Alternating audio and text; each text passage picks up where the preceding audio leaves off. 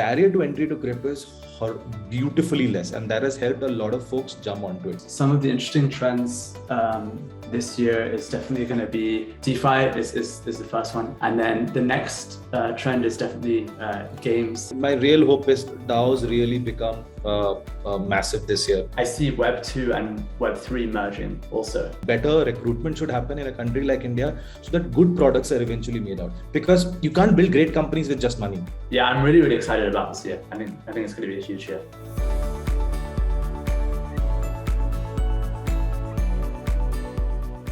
Welcome back to our near weekly rendezvous, where we speak with the thinkers and the doers from the world of blockchain technologies. Now, the sheer excitement around which has been last rivaled by the dot-com boom, and that happened around a time when most of us weren't legal adults yet. So if you missed that train, and not because you were slow, but here's a return of that fertile ground in the form of Web 3.0. Now, to speak to us a little more about this and the possibilities that exist and the innovations that are happening in this space, we have Sami, the co-founder and CEO of Transak, plugging in from the crypto capital of the world, Miami. Hi, Sami. Thanks for joining in. Hi, thanks for having me. And please welcome back Aritra, Sarkhel, the Director for Public Policy and Government Affairs here at WazirX in India. Hi, Aritra. Hey, man. Hey, Ashwin. Hey, Sami. Good to have you, gentlemen. Sami, let's plug into what's happening out here right now. Web 3.0, the promise that it holds. Just talk to us about some of the key emerging trends around in the Indian ecosystem that you think is particularly exciting. Okay, well, I think that some of the interesting trends this year is definitely going to be, well, DeFi is the first one. DeFi has been around for a long time, but I think that we're starting to see real adoption from real people. So especially CeFi, so applications that use DeFi in the back, but kind of look like a normal app in the front, and it's very interesting. And then the next trend is definitely games and play to earn. So you're starting to have like a lot of metaverse, a lot of play to earn games. And these games are very interesting because they have actual cryptocurrency and items that belong to you as a person. They don't live on the servers of the game. They belong to you and they're self-sovereign. And then perhaps more long-term, we're looking at DAOs as well. But I think there's still a little way to go for that. And also, we hear a lot of these things happening out here as well, right? I know you're in Bangalore, I'm in Bangalore, and we hear a lot of people talking about a lot of these. What's the strongest chatter that you hear when it comes to these technologies? I know we hear about DAOs, we hear about play to earn, we hear about DeFi. What are you picking up here? Okay, the strongest chatter is very simple. Where do I come register my company apart from India? No, I mean, on a serious note, like I've seen some different kind of things happening on the ground over here. I'll tell you, it's good that it's sort of a cultural movement. I keep telling this to people that's happening, because if you go to these meetups in India, which happens not only in towns, cities like Bangalore, Delhi, and Bombay, which attracts the large investors, the large CEOs from across the world to come here and invest and set up. A lot of these meetups which are happening in Tier 1, Tier 2, Tier 3 India, where developers, product managers from the larger Web 2 population, from the larger startup category, kids 16, 18 years of age who have learned Solidity or Rust on their own by looking at code camp tutorials on YouTube. You see this entire crowd now coming in. That's one movement that's happening. I'll divide it into three things. One on the cultural front. One, I see people from the regular larger Web 2 internet companies in India who are in different roles, who probably do not even know about what are these gang of people talking about Web3, DeFi and all. Why should I should be bothered a little bit, right? So people are getting in because of that, because largely it's a sort of a cultural thing which is happening at the first steps, because there is only so many developers you have in India, so many PMs you have in India. So they are doing it for a particular reason, because they see a value in terms of building a product. But what I find interesting is the larger crowd which is getting over here, which is converting. Oh, this is why Web3 is important. I have never seen, at least in my lifetime, a larger set of people between the age of 18 to 25 in India talk about internet protocols and how these protocols will be changed on the Web3 layer, at the very core layer, right? So these kind of discussions are happening. That's one. Second, what's happening over here is, I think I think it's still early, very, very early days. What we have seen in India is there's a lot of focus from protocol layer companies in India where they're putting in a lot of capital to just onboard new projects. So there's a competition happening, build it on my layer 1 or build it on my layer 2 or build it on my layer 3. So, and there are a lot of grants being given. When we were building companies, when we were going to investors in the heydays of 15, 16, raising 1 million was a big thing. Boss, you raised 1 million. I used to chase people for 20, 30K. Right now, the same amount of money, like $2-3 million worth, it's very easy to get funding right now. The flow of capital is pretty massive in India at the pre-seed level. And I'm talking about I'm not even going to Series A and all of that. So the availability of funds is there, because of which a lot of more folks are coming in and building companies. People are raising funds at the back of just a PPT. That's one good thing. The third thing that I see happening over here also is it's a weird thing that is happening, but it's also there is a small group of people, but they're looking at building actual Web3 solutions or products from India. Right? If you leave compliance and legal and all one side, we all know we have issues on that, right? What I mean by that, look at a company like yesterday we were sitting with a company who wanted to redo how you share internet between each other. Like at the very internet pipe layer, they're trying to make a change in terms of, so the company is basically, I won't name the brand. So they basically created a token, and the whole logic is, say 4 of us are in Zoom today, right? So and say we have to share something. My internet is bad, and say Sami's internet is better or Ashwin's internet is better. Ashwin can actually share that internet data packs back to me on that layer. And because Ashwin is doing that, he gets a percentage of the coins in return, stuff like that. So there's a small community of people who are fundamentally thinking of redoing at the very base layer of internet, how can these products be built then? And the last, I think, which I've seen happening heavy duty right now, at the larger governments, like the state governments and the central government level, there is still a debate, and there is still I would say, an understanding gap of why tokens are needed on top of any blockchain that you build. But they're very heavy duty focused on, and it's already happening. Actual state and central government projects are being physical issues, like civic issues, are being redone on blockchain, and these projects are already live. Some of the largest protocols in the world are involved in this, so that is also happening, which doesn't necessarily have a tokenized approach. Lastly, what I've seen happening is there are also a lot of companies who are, okay, I should be careful while saying this. See, because of these protocols coming into India, the availability of funds, it's a competition now. It's like Ashwin is a layer 1 protocol. Ashwin will do community events, meetups, and all of that, and try to get as many projects as possible and tweet it out saying, I've got 1 lakh or 1 million projects in a year's time, right? Sami does the same thing. Because there are massive funds. These guys come with a lot of funds. But what I see also is there is a layer missing in between. There is a massive in-between layer.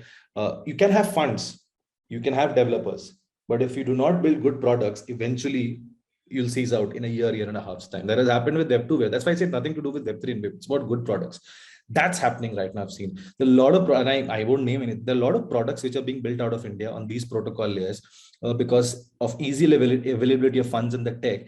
And eventually, while they have built the product, they're halfway through, they're realizing, shit, I should have had a multi-chain approach. Now, what do? I need to go back and do the Sarkhel once again. So that's happening. So what I honestly think should happen, and I think better recruitment should happen in a country like India so that good products are eventually made out. Because you can't build great companies with just money.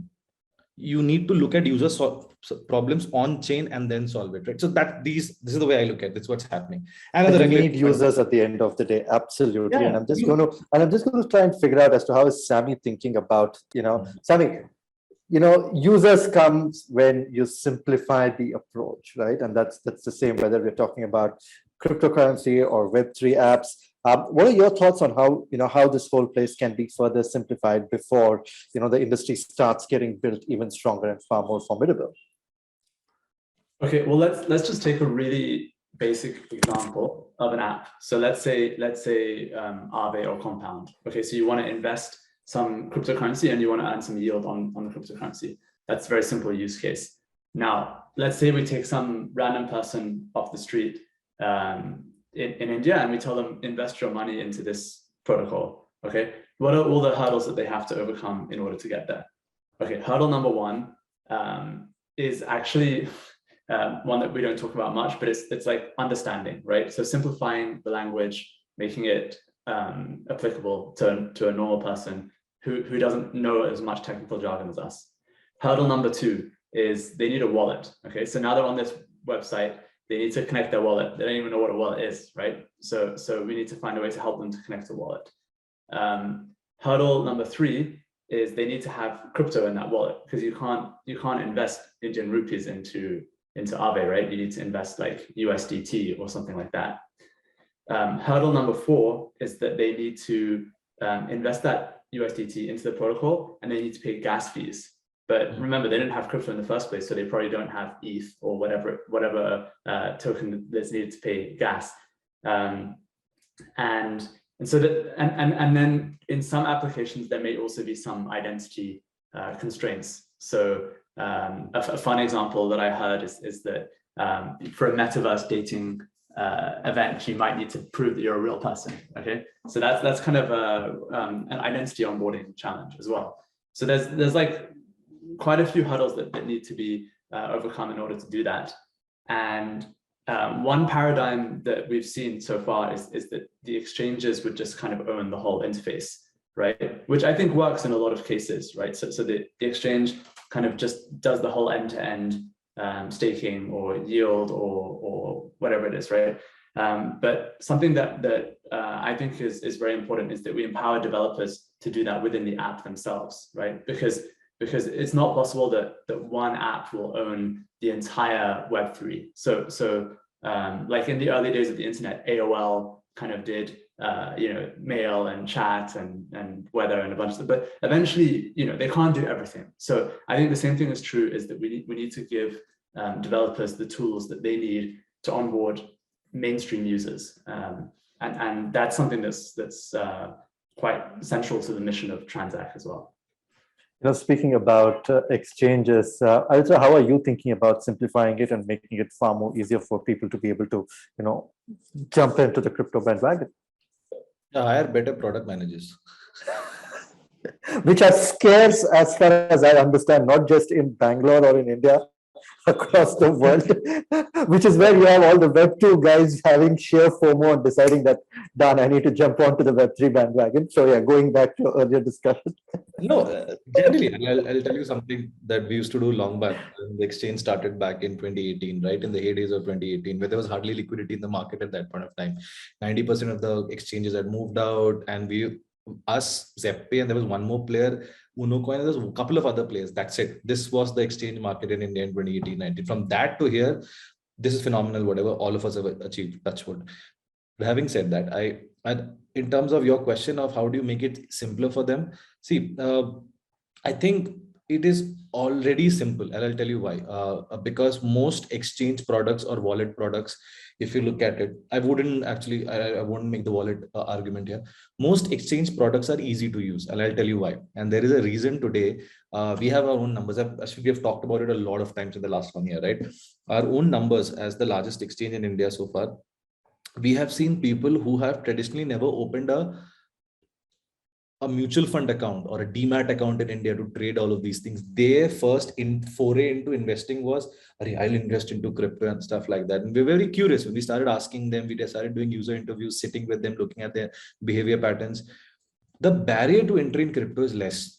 People need to understand this. Imagine a mutual fund or a larger stock or what do you call that? When you're trying to short futures options and stuff like that. Those things also exist here, right? But in crypto, the education was out there, although dispersed format and all of that. You come, you do your KYC, you start trading. The information is already there. In mutual funds and generally how financial education has been pushed. And I'm guessing we're all of the same age group, the three of us. The general financial education in a country like India and APAC, the way mostly Asian countries, it was never pushed as something you have to do it at the age of 14 or 15, right? This was like, oh, this is serious stuff. This is money. There was always a psychological barrier which was created. Even the language of these financial education pieces 3 years ago, look at the stuff which was there 3 years ago on the internet. Which 12-year-old kid would understand? But there are actual stuff on crypto financial education which a 12 or 14-year-old will understand. Now, there is a separate argument whether kids should even get involved with it. Let's not go there. So I think the barrier to entry to crypto is beautifully less, and that has helped a lot of folks jump onto it. Second, how do we make it better? I'll be blunt and honest over here, although I run the largest exchange in the country.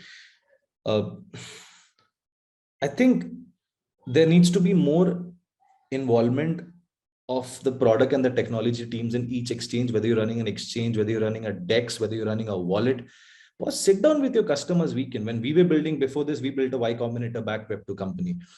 3 years we built that company, took it to a 200, 250 mil valuation, right? Every week we used to sit with at least individually 15 users and call them up. Hey, did you use our app this week? Oh, what did you do this week? How are you? Why did you click on this part of the app? Or why did you do? Then he or she would tell you stories. And then you look at the product numbers.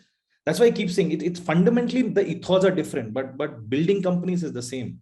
So you look at these things. And so one of the things we need to do it better is, now that we have patterns, we have user patterns of how India invests in cryptos and all of that, I don't think a lot of work has been done by utilizing those patterns. We have done a great job at reaching this moment, taking it to how many users are there in India?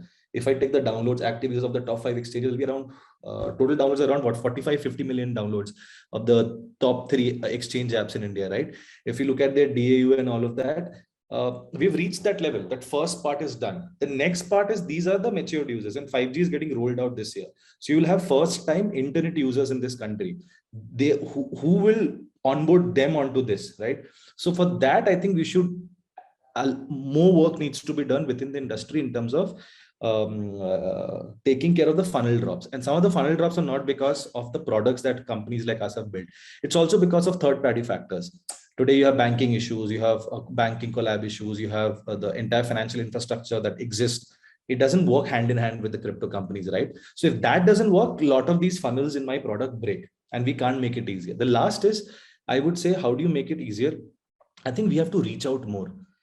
We have to reach out more, simplify these assets, talk about them on a much more nuanced manner to the audiences. Most of them, I mean, even today, most of them invest because they see returns, right? And this is where the market is built. This phase we saw in 17, 18. This is the same phase again, right? So this is the time we should reach out and look at with better education materials. Education is still massively required in this country when it comes to crypto assets, like wallets, for example, right? Like you have the massive wallet play in India, by the way. Every week I meet one new wallet player which is trying to launch in India right now.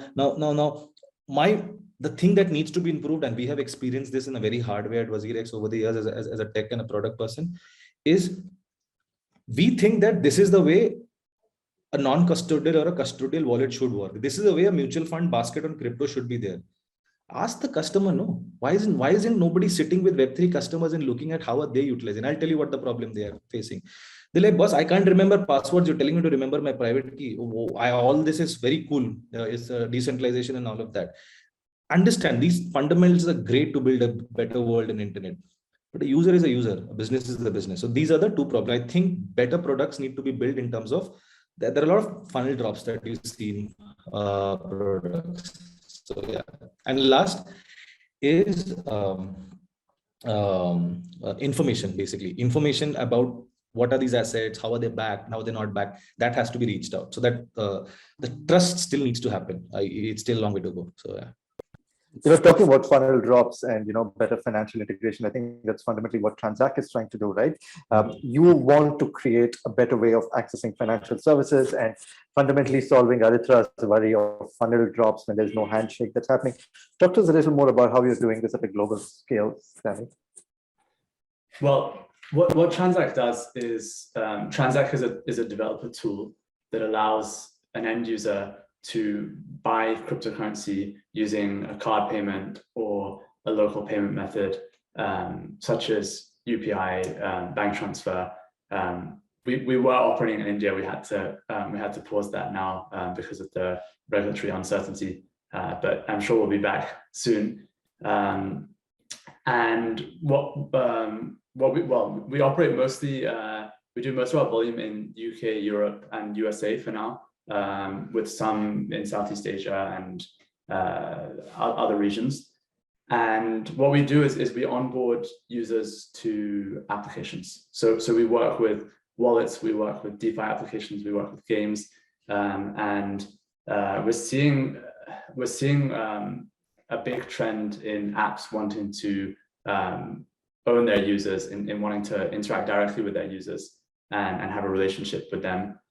And what we're also starting to see is that there's a lot of adjacent problems to this fiat on-ramp problem, right? So I kind of talked about all of those other funnel drop-off points. And so kind of naturally, the company is starting to evolve into more of an onboarding toolkit. And we're starting to solve some of the adjacent problems and also to collaborate with people who are solving the adjacent problems as well. You know, so maybe we have a customer who they want to be able to host wallets for their users. So we're kind of collaborating with other players in the space and helping them to do that. And ultimately, the mission of Transak is to help developers to make Web3 applications accessible to everyone. Thanks for that, Sami, and helping us understand what Transak is actually doing there. And looking forward to have you guys come back to operating in India soon. Almost running out of the time that I have blocked on both your calendars, but very quickly, Sami, if I want to come back to you. What are some of the trends that you're seeing picking up, and perhaps some new innovative things that you anticipate coming out from the Web3 world in this year? Well, I think one very interesting trend is that categories are starting to kind of merge together. So we're seeing DeFi coming into games and metaverse. And so, you're starting to see DEXs in games, and you're starting to see yield protocols in games. And then everything's just kind of merging together. So that's in terms of you can say in terms of the verticals, right? So like gaming, DeFi, DAOs, they're kind of merging together and just generally becoming apps that involve money in some way, right? And the fact that they're gaming is kind of just a flavor of that. The next trend that I see that's very interesting is that I see Web 2 and Web 3 merging also, which is maybe not an opinion you've had before, but I see that in a few years, I don't think they'll call them Web3 apps anymore. I think they'll just call them apps. And that's because I think that there'll be like a kind of Web2 friendly interface with Web3 in the back for Web3 apps. And then for Web2 apps, I think they're going to start to incorporate aspects of Web3. So, games, big game studios will start to incorporate NFTs and crypto. Big financial applications, banking applications will start to incorporate DeFi. So yeah, I think those kind of merging of categories will be very, very interesting. And then one final trend that I think is coming is I think DAOs are coming in a big way. I think that governance, decentralized governance, and then also more kind of self-sovereign decentralized identity are coming as well. So yeah, I'm really, really excited about this year. I think it's going to be a huge year. Thanks for that, Sami. Aritra, to wrap up with you, what are some of the things that you are keeping your eye out of for the next few months? All right. I mean, apart from the fact that every day we wake up in India to new taxation laws, apart from that, entirely apart from that. Apart from that, I'm really kicked about in the last 1 month. We met a lot of these interesting products which are being built on-chain identity, basically. So there are a lot of these products that we saw which they were building it on, like Glassdoor, right? Glassdoor on the internet. So there is this company I met who had all built out a product in 3 weeks time, a Glassdoor for DAOs. There's another product we saw. Again, my real hope is DAOs really become massive this year, because there are a lot of extremely interesting things which are being done on DAOs, right? Then referral networks, basically the entire referral program is being redone through a DAO kind of a network, where your online reputation, based on your online reputation, you can go comment and refer something and you get a coin in return and stuff like that. So online reputation and DAOs are going to be really huge this year. That's my personal bet. This is again not because I've made some calculations, but I was just seeing the way the number of people, total number of users getting on DAOs, and companies spending on stuff like that. And lastly, I think, which I hope it happens, it is happening, because I've seen founders now talking about it in India in private chats. A lot of these companies initially launched their tokens, right? Because they had to get liquidity. I launch my token, I get liquidity, and that liquidity I use to do the rest of the things in the company, like build a product, employees, legal stuff, and all of that, right? But now what has happened is the product was not ready, but the token was ready, right? Eventually, when the PMF is ready and the product is ready, then you realize, boss, my all this tokenomics and all the white paper that I've written is little different from what I'm seeing as actual product and actual product use cases. So then you have to redo everything, because then your coin value goes down a little bit, right? So now there are conversations happening where first, there are few conversations happening. When I say few, this is a bunch of, say, 25 to 28 companies that I've met in the last 2 months, young matured founders who are firstly looking to produce PMF, product market fit, then go and launch a token.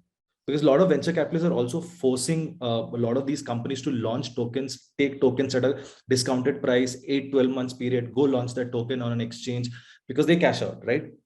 Now these folks are realizing that, and some of these guys are actually now building the product first, building that Web3 architecture first, getting some customers on board at limited capital. They're saying no to a lot of capital coming their way, and I'm so happy to see that happen. And then decide in a quarter or 2 quarters, they launch a token, and then the token grows along with the product, right? The value of the token grows along with the product. And lastly, I think we should all realize, although people say this a lot, there are two things. One is, see, people need to understand, because there's another school of thought. There are a lot of folks, there are a lot of VCs, there are a lot of angels who's like, I just want to back wholehearted Web3 companies, which has nothing to do Web2, which I find really, I really don't agree with that argument. Companies like Sami's, companies like us, play a very critical role in this entire ecosystem, which has a layer of Web2, which has a layer of Web3. So, boss, I wish we get out of that argument soon. It's good to think of a utopian architecture on Web3, but there is a reason exchanges exist. There's a reason wallets exist. There's a reason on-ramp, off-ramp solutions exist. It's very critical. It plays a huge role in onboarding first-time users. And lastly, the thing that I'll end it is, see, one beautiful thing about Web3 is not companies being created, the way I look at it. These are not companies being created. These are networks being created. Individual Web3 companies are massive networks. These are community networks being created. And then you can build on top of them. New companies can be built on top of them through SDKs and all of that. So all in all, I think hopefully the Asian governments come up with better regulations to support these new age folks like us who are building, like we support people like Sami and us who are building new companies. But at the same time, I think more maturity is also required when it comes to capital and token allocation in the market. That's very critical. So yeah. Hopefully regulations that stay in step with innovation and not something that stays locked in until you have massive amount of people banging at doors and saying, change this. So I'm into all of that. And thank you so much for that, Sami. Thank you, Aritra. I'd like to have you both join us here on Business Insider India. And I'll look forward to plugging back with you both in a few months to understand how that time has passed and how you see innovation in this space as well. So once again, thank you, Sami. Thank you, Aritra. Hope you guys have a great week ahead, and see you soon. Yes. All right. Thanks very much. Bye.